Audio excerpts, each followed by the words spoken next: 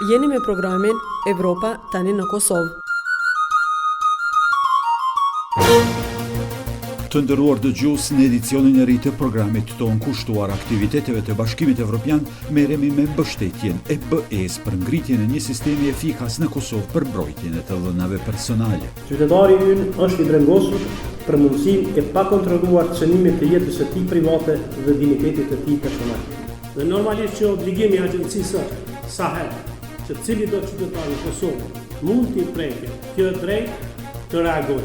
Ishin këto vetëm disa nga thekset kryesorë të këtij edicioni, më gjerësisht në vazhdim të tij.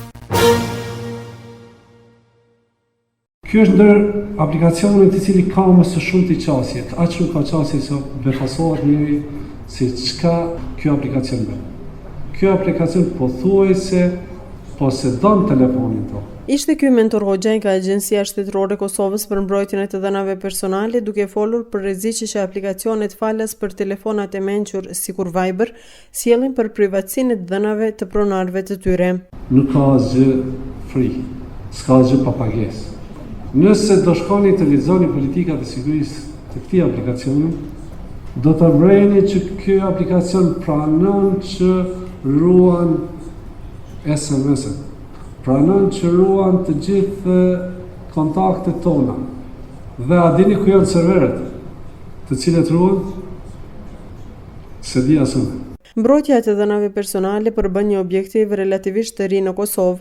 Ligji përkatës është adoptuar në vitin 2010, ndërsa një vit më vonë është themeluar Agjencia Shtetërore për mbrojtjen e të dhënave personale, në krye të së cilës gjendet mbikëqyrësi kryesor Rushdi Ashari. Zhvillimi marrëmendës i teknologjisë së komunikimit, zhvillimi i programeve moderne të programimit dhe të përpunimit automatik të dhënave janë ndër pjesë e pandashme e jetës së njerëzit për ndarjen e informatës personale me të gjithë qytetarët e globit, kudo që ndodhen ata.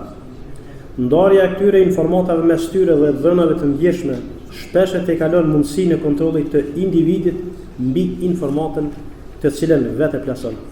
Qytetari ynë është i brengosur për mundësinë e pakontrolluar të cënimit të jetës së tij private dhe dinjitetit të tij personal. Përmes një projekti të veçantë, Bashkimi Evropian është inkuadruar në mënyrë aktive në mbështetjen e Kosovës që të ngrisë një sistem efikas për mbrojtjen e të dhënave personale, shton Rushdi Ashari. Nisja e punës sonë krejtësisht në fillim e mbështetur nga zyra ndërlidhëse evropiane në Kosovë dhe nga komisionerja e BE-s, e ngarkuar për përcjelljen e Kosovës në proceset integruese dhe të stabilizimit asociimit, bëri që me shpejtësi të mbështetemi me instrumentin e ndihmës nga projekti TAEX-it përmes ekspertëve Bashkimit Evropian nga Saksonia e Gjermanisë. Shfrytëzimi i pakujdesshëm i telefonave të mençur dhe të internetit nuk janë rreziqe të vetme për dhënat personale. Ato mund të keq përdoren edhe nga gjithë ata që operojnë me to në baza zyrtare. Kryetari i Komisionit Parlamentar për Punë të Brendshme, Siguri dhe Mbikëqyrje të Forcës së Sigurisë Ahmet Isufi thotë se fal legjislacionit dhe ekzistimit të Agjencisë për mbrojtjen e të dhënave, çdo qytetar i Kosovës mund të kërkojë mbrojtjen e privatësisë të dhënave të tij. Ju e dini që ka ndodhur në botë shumë afera duke cënuar privatësinë, ka ndodhur edhe te ne po ashtu, kur është cënuar privatësia, dhe normalisht që obligimi i agjencisë është sa herë që cili do qytetar në Kosovë mund t'i preke kjo drejt të reagojë, sepse vetëm kështu ne mund ngrisim nivelin e demokracisë në vend dhe njëkohësisht mbrojmë drejtën qytetare, sepse pa drejtën qytetare nuk ka as demokraci.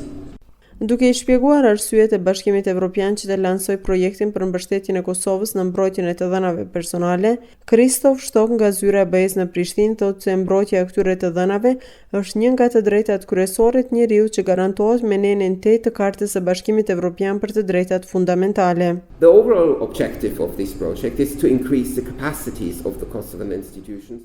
Objektiva e përgjithshme e këtij projekti të BE-s është ngritja e kapaciteteve institucionale por edhe aktorëve të tjerë kompetent në mbrojtjen e të dhënave personale. Po ashtu ne mbështesim Agjencinë Shtetërore të Kosovës për mbrojtjen e të dhënave personale që të kompletojë kornizën legjislative dhe regulative në implementimin e ligjeve përkatëse.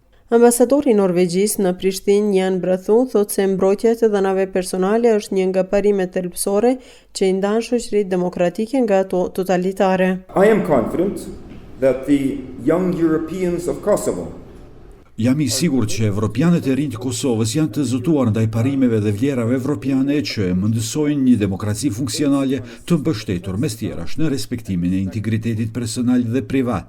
Projekti për mbështetjen e institucioneve të Kosovës në fushën e mbrojtjes së të dhënave personale zgjat 24 muaj dhe nga fondet evropiane për të është ndarë shuma prej 1.350.000 eurosh. Të nderuar dëgjues, ishte kja e tëra për këtë edicion. Mikpritësit e juaj ishin Violeta Hyseni dhe Ismet Hajdari. Vazhdoni të jeni me ne edhe javën tjetër. Mirëmbëngje.